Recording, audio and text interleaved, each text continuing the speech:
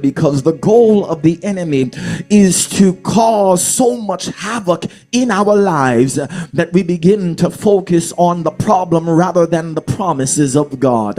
And after focusing on the problem, it puts us in a place where we feel like there is no way possible where we're going to be able to rise above the circumstances that we face, and we decide to believe the report of the enemy rather than to believe in the report of the Lord. But can I submit to you that what a blessing it is, what blesses me about having a relationship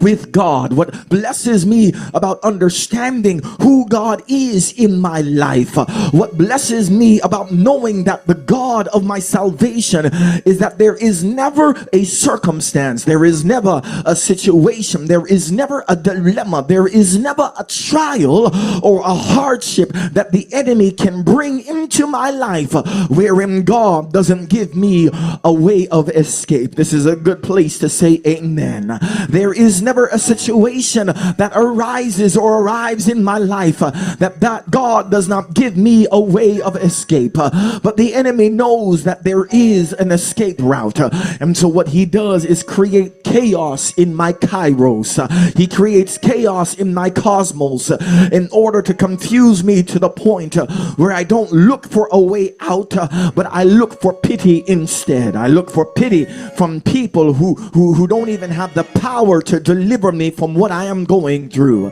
And so the goal of the enemy is to get us to focus on the problem rather than the promises of God. The goal of the enemy is to get us to look at our circumstances as a roadblock instead of a stepping stone. The goal of the enemy is to get us to focus on where we are, and that where we are is not where we're supposed to be, but in the midst of whatever is happening in our lives, that God is up to something. Somebody say, God is up to something.